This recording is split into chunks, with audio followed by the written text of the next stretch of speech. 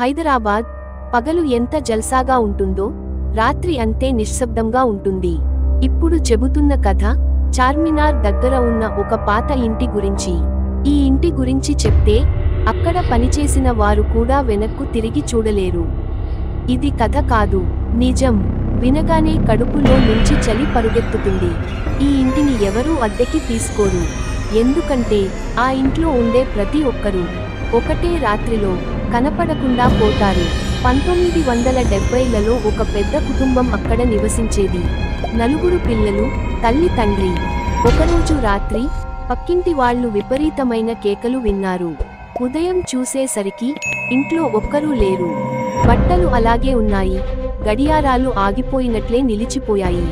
పోలీసులు విచారించారట, కానీ ఆ కుటుంబం ఎవ్వరికీ లభించలేదు. ఆ ఇంటిలో అప్పటి నుంచి ఎవరైనా అడుగు పెట్టగానే నిద్రలో వారిని ఎవరో పిలుస్తారు. పిల్లల గొంతులు వినిపిస్తాయి. ఇప్పుడు కథలోకి వస్తాడు రాహుల్. నూతనంగా ఓ అపార్ట్మెంట్ ప్రాజెక్ట్ కోసం అక్కడికి వస్తాడు. ఆ ఇంటిని తక్కువ ధరకు కాంట్రాక్టు తీసుకుని అక్కడే ఉండటం మొదలు పెడతాడు. మొదటి 2 రోజులు శాంతిగా గడిచాయి. కానీ 3వ రోజు రాత్రి గడియారం 12 గంటలు అయ్యేసరికి ఆ ఇంటి అగ్నికుండంలా ఉన్న భోజన మందిరంలో చలికాలపు మబ్బులా తెల్లటి దెయ్యం కనిపించింది. రాహుల్ పూట గట్టిగా అరవడం ప్రారంభించాడు. అతను ఒంటరిగా ఉన్నాడు. కిటికీ మూసుకుపోయింది. తలుపు లోపల నుంచి తాళం వేసింది.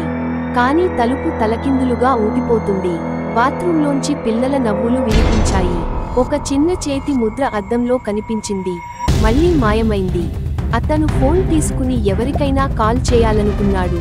కానీ ఫోన్ స్క్రీన్ మీద ఒకే ఒక్క మెసేజ్: ఇప్పుడు నువ్వు మా ఆత్మతో ఉన్నావు. ఆ ఇంటి ఆత్మలు ఎవరు? రాహుల్ స్థానిక పాత వృద్ధుడిని కలుశాడు. ఆ వృద్ధుడు ఓ శివాలయంలో జీవిస్తున్నాడు. అతని మాటలు విన్న రాహుల్ గుండె ఒక్కసారిగా నిశ్శబ్దమయ్యింది. ఆ ఇంట్లో ఉన్నవాళ్లు చిన్నారుల ఆత్మలు.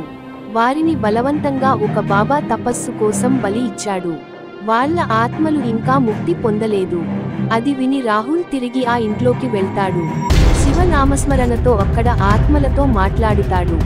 రాహుల్ ఆత్మలకు శాంతి కల్పించేందుకు అక్కడే చిన్న దేవాలయం నిర్మిస్తాడు. ఆ ఇంటి గడియారాలు మళ్లీ తిరగడం మొదలు పెడతాయి. పిల్లల కేకలు, నవ్వులు మాయం అవుతాయి. అయినా కొంతమంది చెబుతారు, పర్ఫెక్ట్గా అన్ని శాంతించినట్టు అనిపించినా అరాచకంగా అడుగులు వినిపించడానికి ఆ గది మాత్రం సిద్ధంగా ఉందట. రాత్రి 12 గంటల తర్వాత ఆ ఇంటి వెలుగు ఇంకా మానదు.